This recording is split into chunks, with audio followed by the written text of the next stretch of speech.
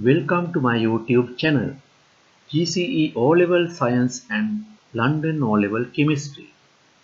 Today I am going to discuss with you heat changes associated with chemical reactions.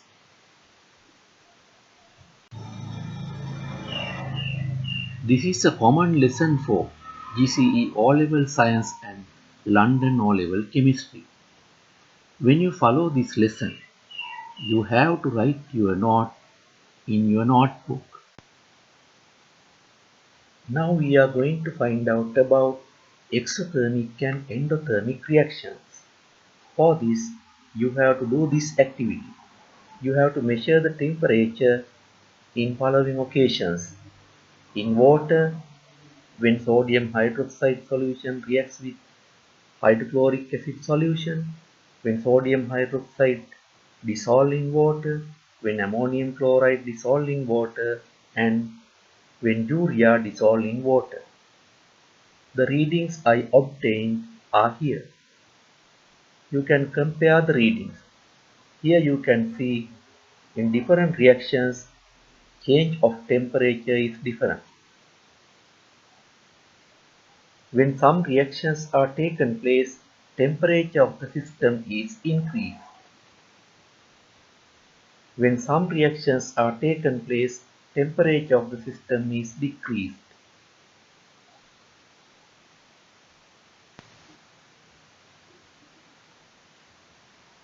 When some reactions are taken place, heat is emitted. Due to this, the temperature of the system is increased. This type of chemical reactions are known as exothermic reactions. When an acid reacts with a base, heat is evolved to the environment. Temperature is increased, so all the acid-base reactions are exothermic reactions. Combustion reactions also exothermic.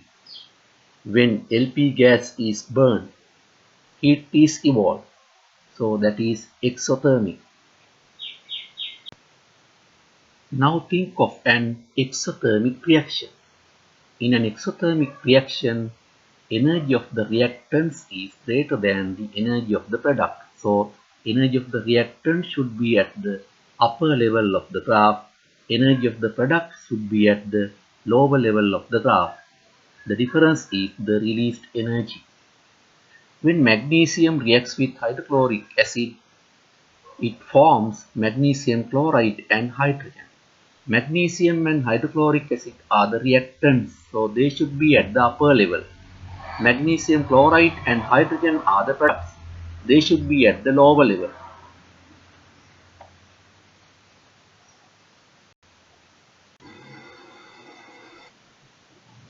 Then endothermic reactions. When some reactions are taken place, heat is gained. Due to this, the temperature of the system is decreased. This type of chemical reactions are known as endothermic reactions. Examples: dissolving ammonium salts in water. When dissolve all the ammonium salts in water, heat is gained from the environment, so temperature is decreased, so they are endothermic reactions. When dissolve urea in water, heat is absorbed to the system, so temperature is decreased, so it is an endothermic reaction.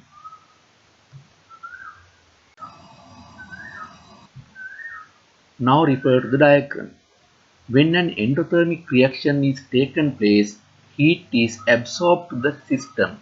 So, energy of the reactants is less than the energy of the products. That difference is the absorbed energy.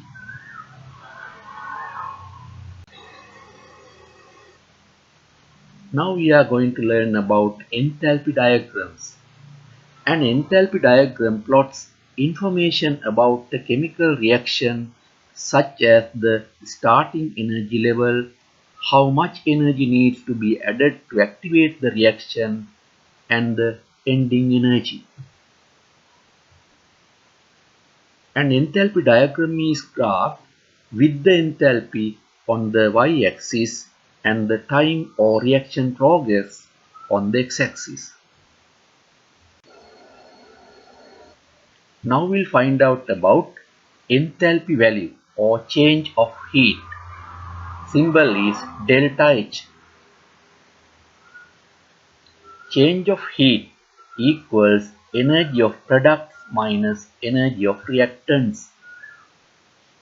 So delta H equals Hp minus Hr, energy of products minus energy of reactants.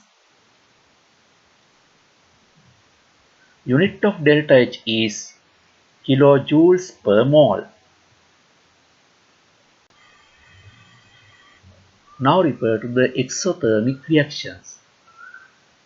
In an exothermic reaction, the energy of the reactants is greater than the energy of the products. So Hr is greater than Hp. Delta H equals Hp minus Hr. So delta H will be a negative value. So if the delta H is a negative value of a reaction, it should be an exothermic reaction. Now refer to the enthalpy diagram of an exothermic reaction. Hr reactants should be at the upper level, Hp product should be at the lower level, delta H equals to a negative value. Now refer to this example. Hydrogen reacts with chlorine and form hydrochloric acid. Delta H equals minus x kilojoules per mole. Delta H is a negative value. So this is an exothermic reaction. Then energy of the reactants is greater than energy of the product. So you can draw the energy level diagram by this way. Now think of endothermic reactions. In an endothermic reaction, the energy of the products is greater than the energy of the reactants. So Hp, energy of products, greater than Hr, energy of reactants. Delta H equal positive value. So if the delta H of a reaction is a positive value, it should be an endothermic reaction. Now refer to this enthalpy diagram for an endothermic reaction. Energy of the product is greater than energy of the reactant. So reactant should be at the lower level, product should be at the upper level. That difference is the delta H. Now refer to this example. Ammonium chloride dissolved in water and ammonium chloride solution is formed. Here delta H is plus Y kilojoules per mole. So delta H is a positive value. So this should be an endothermic reaction. So energy of the reactant should be at the lower level. Energy of the product should be at the upper level. So you can draw the energy level diagram by this way.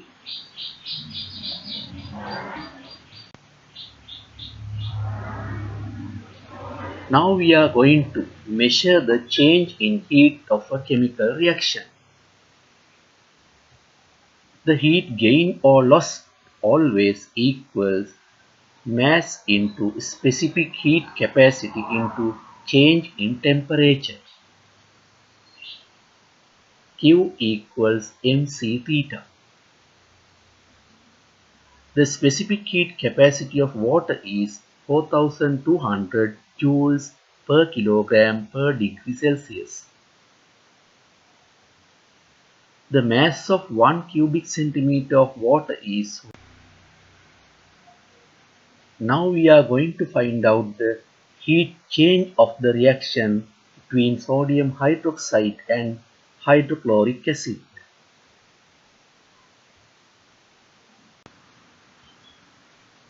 Now take 50 cubic centimeters of the sodium hydroxide solution of concentration of 2 moles per cubic decimeter and 50 cubic centimeters of the hydrochloric acid solution of concentration of 2 moles per cubic decimeter separately into two beakers using the measuring cylinder. With the thermometer, measure the initial temperatures of the two solutions. Mix these two solutions in a polystyrene cup, stir with the glass rod and record the maximum temperature.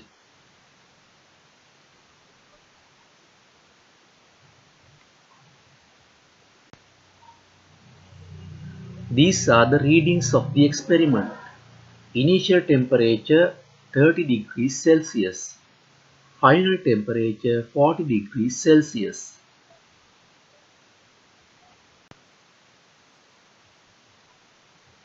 Now we'll calculate the heat change of the reaction. Mass is 100 upon 1000 in kilograms. Specific heat capacity is 4200 joules per kilogram per degree Celsius. Theta equals 40 minus 30, that is 10.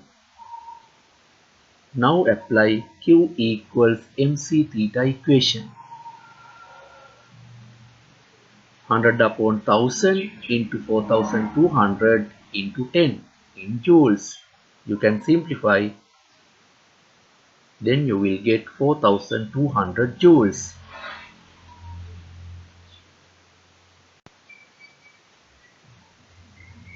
This experiment gives the quantity of heat evolved when the amount of moles of sodium hydroxide in 50 cubic centimeters of the solution reacts with the amount of moles of hydrochloric acid in 50 cubic centimeters of the solution used.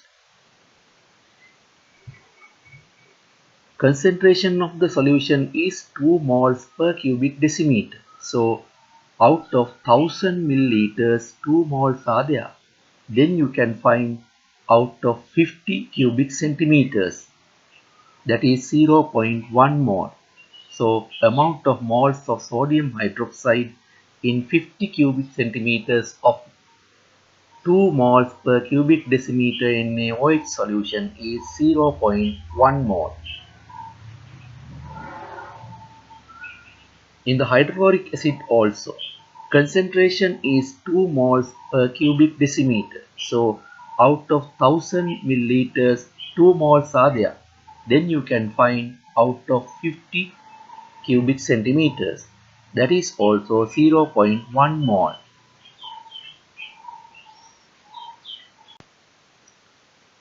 Referring to this, the quantity of heat that evolves when 1 mole of sodium hydroxide reacts with 1 mole of hydrochloric acid can be calculated. The quantity of heat released when 0.1 mole of sodium hydroxide reacts with 0.1 mole of hydrochloric acid is 4.2 kilojoules or 4200 joules. Quantity of heat released when 1 mole of sodium hydroxide reacts with 1 mole of hydrochloric acid equals 4.2 kilojoules divided by 0.1 mole, that is 42 kilojoules per mole. This is the change of heat of the reaction between sodium hydroxide and hydrochloric acid. Aqueous sodium hydroxide reacts with aqueous hydrochloric acid and forms aqueous sodium chloride and water. Delta H of this reaction is minus 42 kilojoules per mole.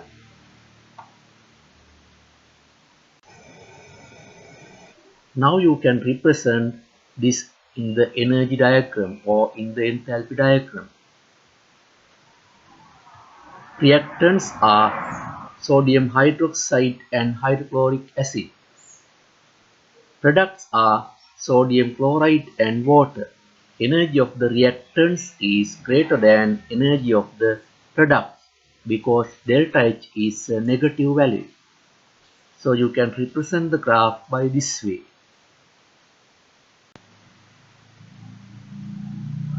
It is important to use quantities of reactants which show practically measurable temperature difference.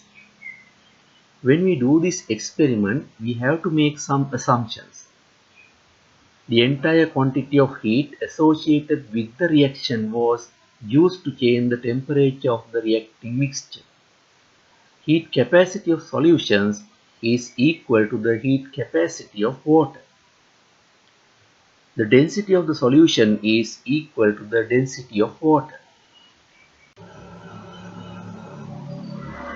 Change of heat calculated in a reaction change with the physical nature of the products and reactants. Therefore, when change of heat associated with the reaction is stated, it is necessary to indicate the physical state of reactants and products. To observe a minimum change in temperature, the loss of heat to the environment must be minimized. Loss of heat could be minimized by conducting the experiment in an insulated vessel. To allow the reactants to mix well, the mixture should be stirred with a stirrer or glass rod.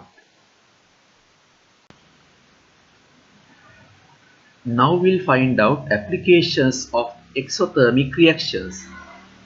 Combustion of fuels. When fuels are burned, heat is emitted to the environment. So they are exothermic reactions. The neutralization reactions taking place between acids and bases. All the acid-base reactions are exothermic reactions. When the reactions are taken place, heat is emitted to the environment. Cellular respiration taking place in living bodies. When cellular respiration is taken place, glucose react with oxygen and produce carbon dioxide, water and energy. That energy is released. So this is an exothermic reaction. The production of slaked lime. When slaked lime is produced, calcium oxide reacts with water. Here also heat is evolved to the environment. So this is an exothermic reaction.